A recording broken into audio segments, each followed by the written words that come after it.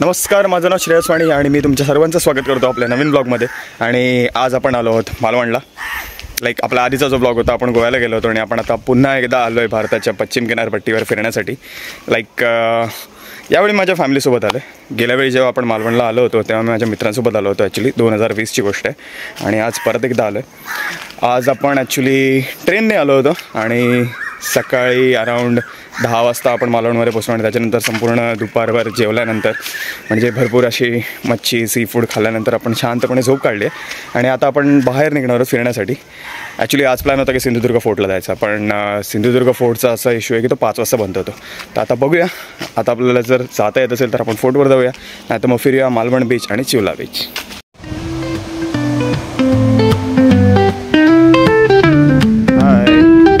चलो चलो चलो चलो पब्लिक.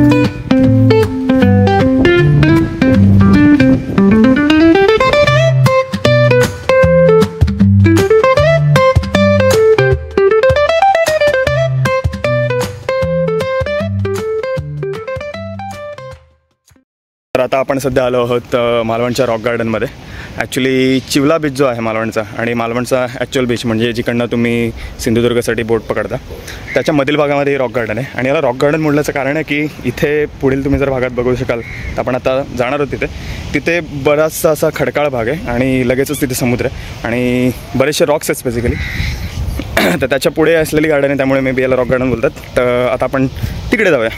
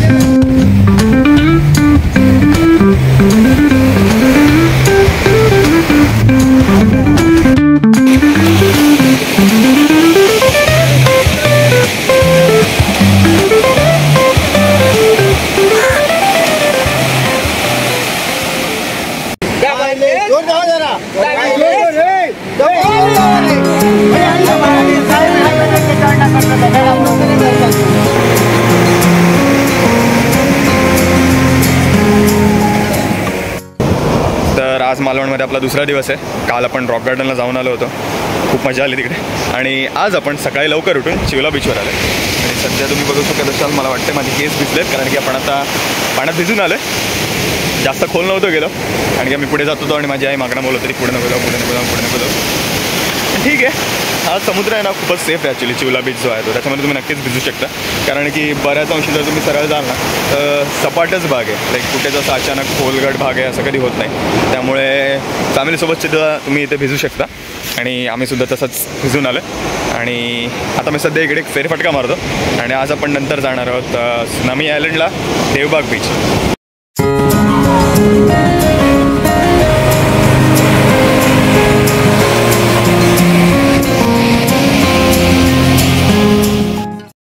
तर सध्या आपण आहोत तारकर्ली बीचवर. सकाळी आपण चिवला बीचला गेलो होतो. चिवला बीचला मस्त सकाळच्या कोवळ्या उन्हामध्ये आपण समुद्रामध्ये भिजण्याचा आनंद घेतला. आणि हा जो तारकर्ली बीच आहे आय गेस आता वेल नोन बीच आहे, सर्वांनाच माहिती आहे. मालवणमध्ये प्रत्येकजण आल्यानंतर तारकर्ली बीचवर जातो. हे जे सर्व बीच आहेत ना पहिले चिवला बीच नंतर मालवण बीच, त्याच्यानंतर तारकर्ली बीच आणि याच तारकर्ली बीचवरनं जर तुम्ही पुढे चालत गेलात तर आपण देवबाग बीचला जातो. जेथील वैशिष्ट्य असं आहे की तिथे एक संगम आहे, नदी आणि समुद्राचं पाणी एकत्र मिळतं आणि तो बीच जो आहे एक असं टोक आपण म्हणू शकतो जे असं समुद्राच्या पाण्यामध्ये आणि तुम्हाला दोन्ही बाजूला समुद्र दिसतो. हे वैशिष्ट्य आहे देवबागचं. तर आपण आता देवबाग बीचला देखील जाणार आहोत.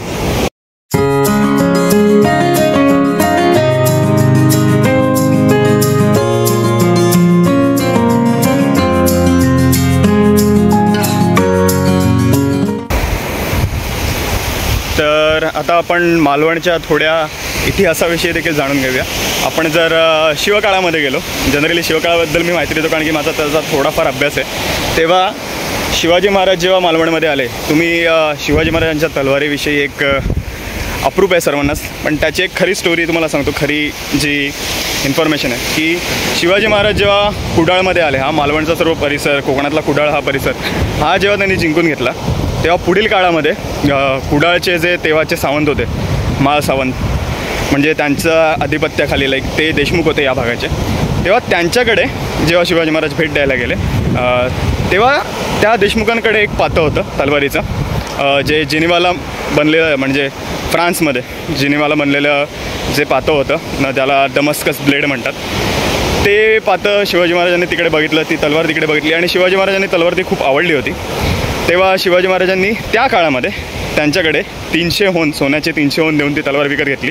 आणि ज्या तलवारीला आपण सध्या भवानी तलवार असं म्हणतो ना, तर तीच ती तलवार आहे. तर ती भवानीमध्ये दिलेली नाही, कारण की ती जर फ्रान्समध्ये बनलेली आहे तर ऑफकोर्स ती देवीने दिलेली नव्हती. पण हे एक ऐतिहासिक महत्त्व आहे. लाईक शिवाजी महाराजांची तलवार होती वन ऑफ दी स्पॉट्स. ते मालवणमध्ये आल्यावर त्यांना मिळाली होती, कुडाळमध्ये आल्यावर. पुढे शिवाजी महाराजांनी जेव्हा मालवण हस्तगत केलं, मालवण स्वतःकडे घेतलं, वेंगुर्ल्याला जेव्हा डच होते, आपण बऱ्याचदा ऐकतो की वेंगुर्ल्याचे डच, त्यांना देखील चाप लावला होता शिवाजी महाराजांनी. आणि त्याच्या देखील पुढे जाऊन शिवाजी महाराज गोव्यामध्ये देखील गेले होते. तर हा देखील लाईक एक ऐतिहासिक भाग देखील आहे मालवणचा. आणि ऑफकोर्स किल्ले ते आहेतच. सिंधुदुर्ग किल्ला आहे, तर आपण जर मालवणच्या वरच्या भागात गेलो तर तिथे विजयदुर्ग किल्ला आहे, देवबागचा देखील किल्ला आहे, मालवणचा देखील किल्ला आहे. पण मालवणचा आणि देवबागच्या किल्ल्याचे जे आहे बऱ्याचशा अंशी पडझड झाली आहे, म्हणजे त्यांचे अवशेष शिल्लक नाहीत. आपण आता सिंधुदुर्ग फोर्टवर देखील जाणार आहोत, तेव्हा मी तुम्हाला सिंधुदुर्ग फोर्टची देखील माहिती सांगेल.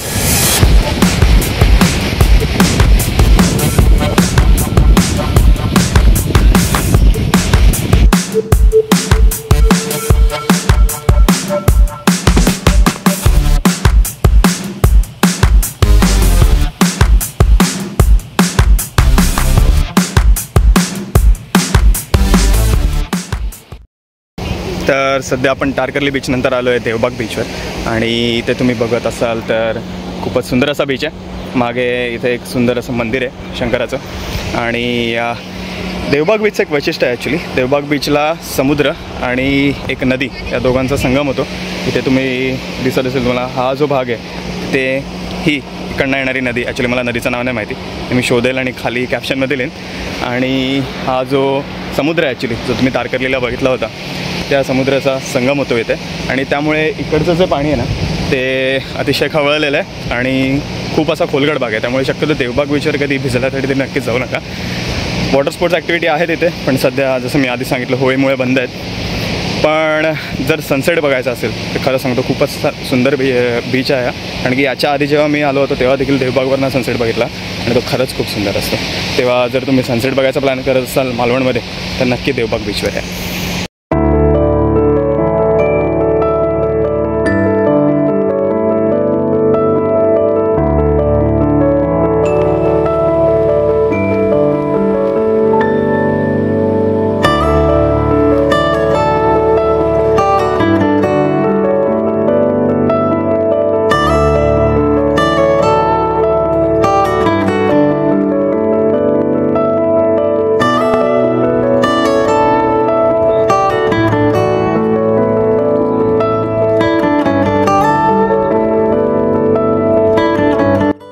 तर सध्या आपण सुनामी आयलंडवर. याच्या आधी सुनामी आयलंडवर वॉटर स्पोर्ट होत होते, म्हणजे जे आधी आले असतील त्यांना माहिती असेल. इथे मोठा आयलंड होता, पण आता तो पाण्याखाली गेला आहे. यावर्षी भरपूर पाऊस झाल्यामुळे. अरे आलो, 2 मिनटं थांबा रे, जरा बोलू द्या मला. तर इथे पाण्याखाली गेला आहे.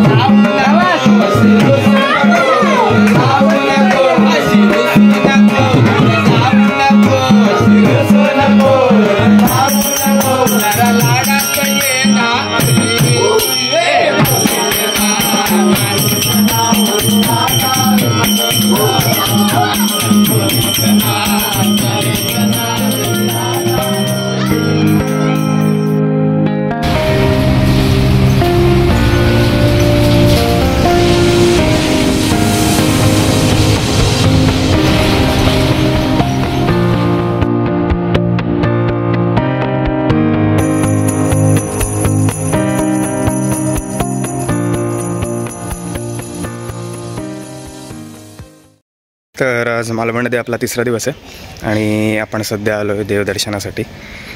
त्याच कारणाने मी हळू आवाजात बोलतो आहे, कारण की आपण सध्या आंगणेवाडी मंदिर परिसरात आहोत. सध्याच शिमग्यानंतर म्हणजेच होळीनंतर आंगणेवाडी भराडी देवीची यात्रा इथे झाली होती, त्यामुळे त्याची तयारी तुम्ही इथे बघू शकता.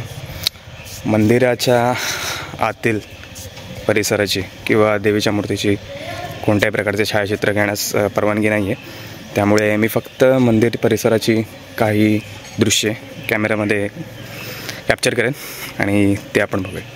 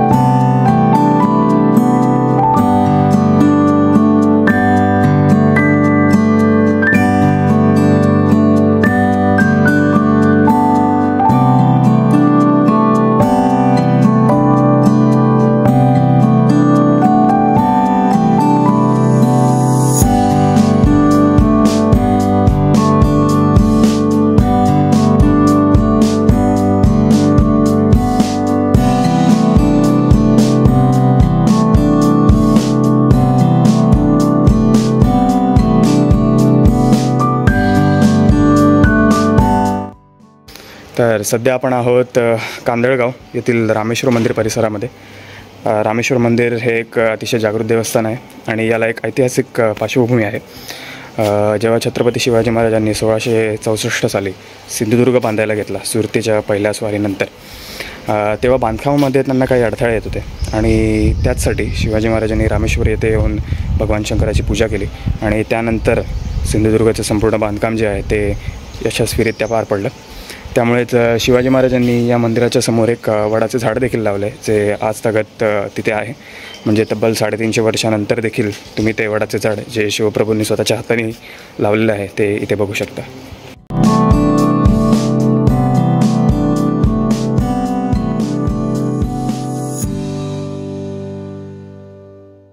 तर सध्या रामेश्वर मंदिर फिरून आल्यानंतर आपण आलो आहोत आचरा बीच येथे. ॲक्च्युली याला आचरा जेट्टी देखील बोलतात, कारण की इथे सध्या बंदर बनवण्याचं काम सुरू आहे आणि बंदर बनवण्याचं प्रमुख कारण म्हणजे इकडचा समुद्र अतिशय खोल आहे. आपण जेव्हा इतर समुद्रकिनारी जातो तेव्हा जेव्हा आपण पाण्यामध्ये चालत जातो तेव्हा जी खोली आहे ती हळूहळू वाढत जाते. पण आपण आचरा बीच इथे असं नाही आहे. इथे जर तुम्हाला दिसत असेल, मला तरी वाटतं दिसते की नाही, इकडनं जर तुम्ही बघितलं तर याची खोली जी आहे ती अचानक वाढत जाते. त्यामुळे इथे जर शक्यतो आलात तर फक्त बीचवर चाला. इकडची वाळू खूपच छान आहे, खरंच सांगतो. संपूर्ण मालवणमध्ये सगळ्यात सुंदर वाळू मला इथेच दिसली. तर बीचवरच चाला, पण पाण्यात जाण्याचा मोह आवरा. आणि इथील दृश्य देखील खूप सुंदर आहेत. आणि इथे येण्याचा फायदा, सगळ्यात मोठा फायदा हा की इथे खूपच क्वचित लोक असतात, खूपच कमी लोक इथे येतात. हा माणसाळलेला बीच अजिबात नाही आहे. तर जर तुम्हाला शांतता हवी असेल, इवन संध्याकाळच्या वेळी किंवा दुपारच्या वेळी, तर Achara beach is the best place.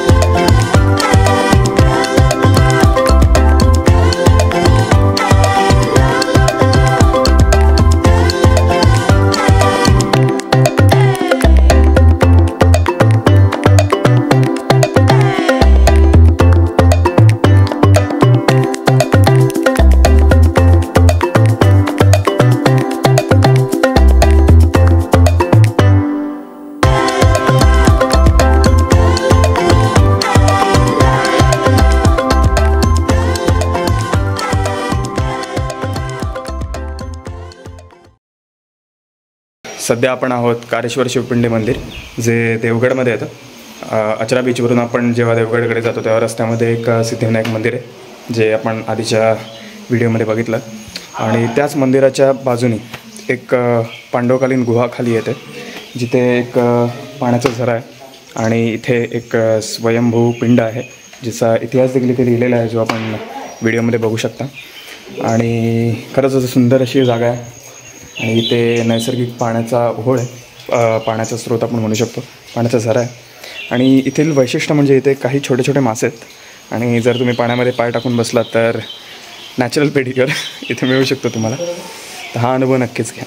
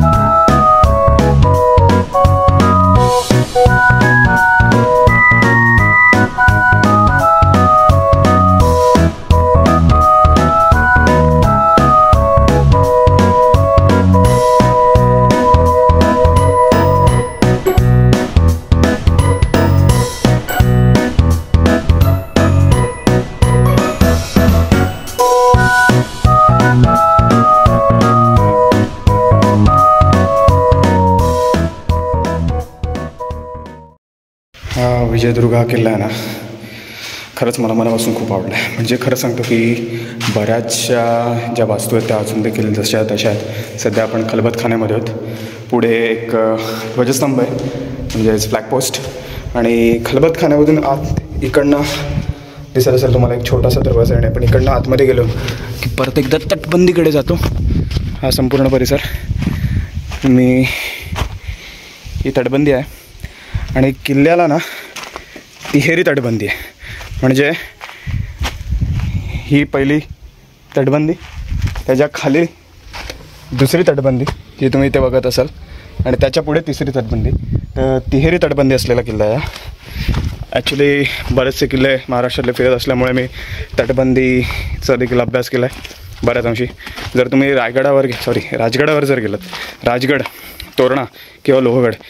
Rajgad हा शिवाजी महाराजांनी स्वतः बांधलेला किल्ला आहे. तसेच तोरणा देखील शिवाजी महाराजांनी, म्हणजे आधीपासून तो किल्ला होता पण शिवाजी महाराजांनी त्या पुढे बांधणी करून अजून मजबूत केला होता तो किल्ला, किंवा लोहगड असेल. या तीनही किल्ल्यांना तिहेरी तटबंदी आहे. याचं कारण असं की याच्या आधी कोणत्याही किल्ल्याला तिहेरी तटबंदी नव्हती, पण तिहेरी तटबंदी ही शिवकाळानंतरचीच आहे. कारण की शिवाजी महाराजांच्या दूरदृष्टीतून त्याचा उगम झाला आहे.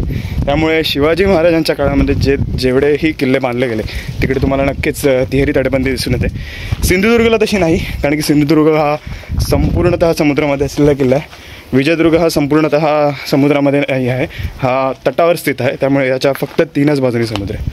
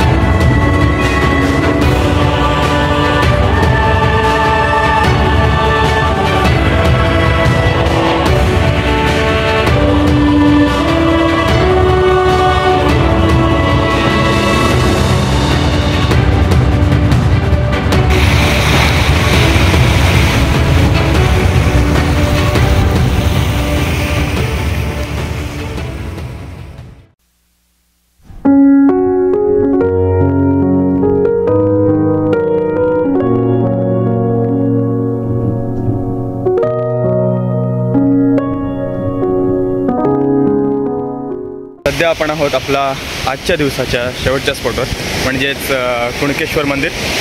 मागे दिसतच असेल कुणकेश्वरचं मंदिर आणि निळाशार अथांग समुद्र आणि आता सनसेट दिसणार आहे. आणि हे शेवटचे 3 दिवस आहेत ना, म्हणजे मी खरं सांगतो एकही दिवस असा गेला नाही की मी सनराईज बघितला नाही आणि सनसेट बघितला नाही. तसंच रात्री मी चांदणं बघत बसतो. म्हणजे एवढी शांत झोप लागते ना, खरं सांगतो. निसर्गाच्या सानिध्यात फिरण्याचा हाच फायदा आहे. पण एक गोष्ट कटाक्षाने जाणवली आहे मला इथे, कारण की कुणकेश्वरला ही माझी 3री वेळ आहे. पण कुणकेश्वरचा बीच हा एवढा खराब मी याच्या आधी कधीच बघितला नाही खरंच. म्हणजे एवढा कचरा केला इथे. आणि हे देवस्थान आहे आणि देवस्थानाच्या समोर दारूच्या बाटल्या आहेत. म्हणजे काय म्हणावं. तसे आमचे देखील बरेचसे मित्र आहेत, आमच्या देखील बरेचसे ग्रुपेचे पार्टीज करतात. पण अशा प्रकारे काय, म्हणजे निसर्गरम्य ठिकाणी येऊन अशा गोष्टी का कराव्या अशा वाटतं लोकांना कळत नाही मला. देवस्थानाला लोक मनशांती मिळावी म्हणून येतात, इथे येऊन दारू प्यायची आहे. तर आता म्हणजे काय बोलावं, कुठल्या लेवलची मॅच्युरिटी काय, असे लोक कधी शिकलेत की नाही हे सुद्धा मला कधी कधी संशय येतो. शाळेत तरी गेलात की नाही तुम्ही, कारण की थोडे तरी साक्षर असाल तर एवढं म्हणजे स्वतःच्या बुद्धीलाच कळायला पाहिजे की नाही करायला पाहिजे आपण असं.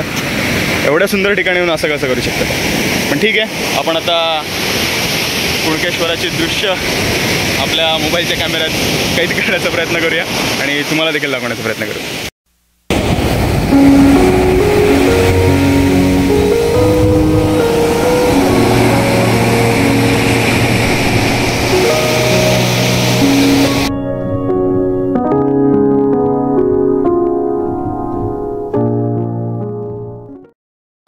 आज आपण बरेच स्पॉट्स फिरलो आहे. आज आपण सगळ्यात आधी गेलो होतो आंगणेवाडी मंदिरला, नंतर मग रामेश्वर मंदिराजवळ, नंतर अचरा बीचला गेलो होतो. नंतर कुणकेश्वरला गेलो आणि ऑफकोर्स विजयदुर्ग फोर्ट बघितला आणि उद्या आपण सिंधुदुर्गला जाणार आहोत. आणि खरंच खूप दमलो आहे. मस्त फ्रेश होण्यासाठी आज आंघोळ करून आलं, केस धुवून आलं. आणि आज संकष्टी चतुर्थी आहे, त्यामुळे आपण येथीलच एका गणेश मंदिरामध्ये जाणार आहोत आणि अतिशय सुंदर असं गणेश मंदिर आहे, तर ते आपण बघूया. मला ना असं वाटतं की माझं नशीब खूपच जास्त चांगलं चाललं आहे. म्हणजे काल बस चुकली अचानक आणि शिमग्याचं सोंग बघायला मिळालं आणि आज संकष्टी चतुर्थी आहे आणि येथीलच मालवणमधील एक प्रसिद्ध गणेश मंदिर आहे जे शिवाजी टोपीवाला जे विद्यालय आहे त्याच्या समोरच आहे आणि तिथे सध्या भजनाचा कार्यक्रम चालला आहे. खूपच सुंदर असा भजनाचा कार्यक्रम, म्हणजे खरं सांगतो तो आपण कॅप्चर करूया. खूपच आनंद होतो मला, म्हणजे तुम्हाला चेहऱ्यावर दिसत असेल माझ्या. चला बघूया.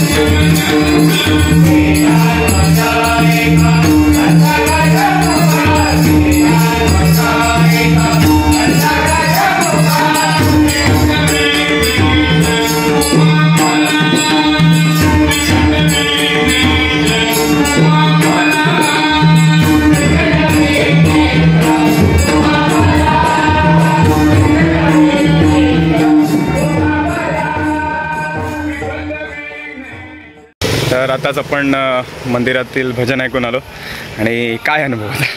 काय किती सुंदर अनुभव होता. म्हणजे माझ्या तोंडावरचा हसू तुम्ही बघू शकत असाल, कमीच होत नाही आहे.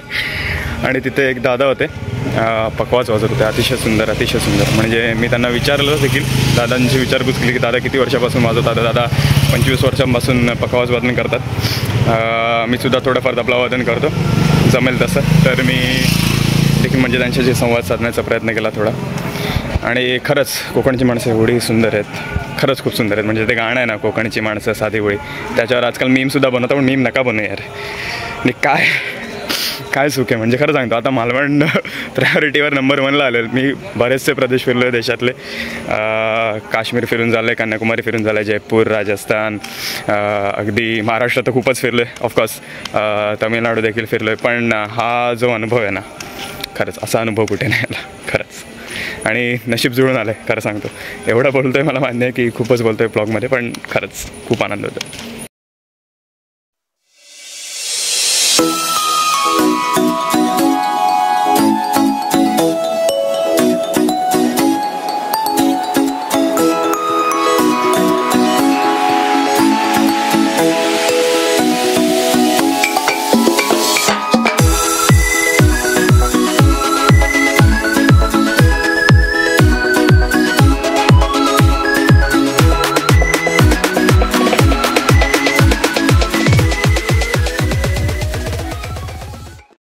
तर आता आपण सध्या सिंधुदुर्ग फोर्टवर, सगळ्यांच्याच परिचयाचा किल्ला आहे, जो शिवाजी महाराजांनी सुरतेची लूट करून आणल्यानंतर जे धन संपादन केलं होतं त्या सर्व खर्चानी मालवणमध्ये त्यांनी सिंधुदुर्ग किल्ला बांधला. आणि सिंधुदुर्ग किल्ल्याचं एक वैशिष्ट्य आहे असं म्हणजे इथे शिवाजी महाराजांच्या स्वतःच्या हाताचे व पायाचे ठसे आहेत. तर आपण तेच बघायला जातो आहे. तर इथे तटबंदीवरून जेव्हा तुम्ही महाद्वारापासून उजवीकडे बाजूस येता, इथे 2 देवळे आहेत आणि आतमध्ये शिवाजी महाराजांचे पायाचे ठसे आहेत. इथे मला नाही वाटत तुम्हाला दिसत असेल, पण आपण प्रयत्न करू दाखवण्याचा. आतमध्ये ही जी अंदूकचा भाग दिसतो ते शिवाजी महाराजांच्या पायाचे ठसे आहेत. आपण संपूर्ण आतमध्ये नेण्याचा प्रयत्न करूया. ॲक्च्युली आजूबाजूला प्रकाशाचा प्रॉब्लेम असल्यामुळे इथे रिफ्लेक्शनच रेकॉर्ड होते, पण काही स्वरूपात मला वाटतं तुम्हाला दिसलं असेल. पण हाताचे ठसे जे आहेत ते मात्र सुस्थितीत तुम्हाला बघायला मिळतात. ते आपण बघायला जाऊया.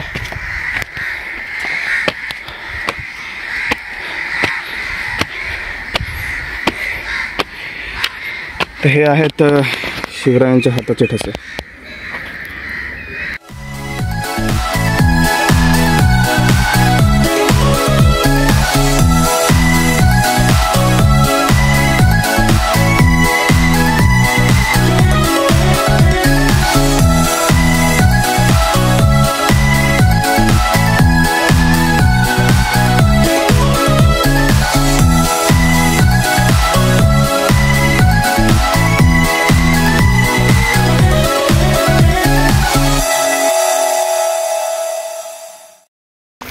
तर सध्या आपण शिवराजेश्वर मंदिरावरून दर्शन घेऊन पुढे निघालो आणि या मंदिराचा अजून एक वैशिष्ट्य असं आहे की मंदिरामध्ये शिवाजी महाराजांच्या वापरातील 3 प्रमुख ज्या तलवारी आहेत, तुळजा, भवानी आणि जगदंबा, त्यातील तुळजा तलवार जी आहे ती इथे मंदिरासमोर आहे, शिवरायांच्या प्रतिमेसमोर आहे.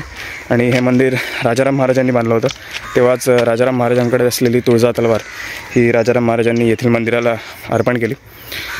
एक गोष्ट इथे जाणवली कटाक्षाने, त्या मंदिरामध्ये एक बॅनर लावला आहे की महाराष्ट्र सरकारद्वारे सिंधुदुर्ग किल्ल्यावर जे 6 मंदिर आहेत त्याच्यासाठी जे वार्षिक अनुदान आहे ते 6,030 रुपये. 6,030 रुपये. काय बोलायचं महाराष्ट्र गव्हर्नमेंट, सिरियसली.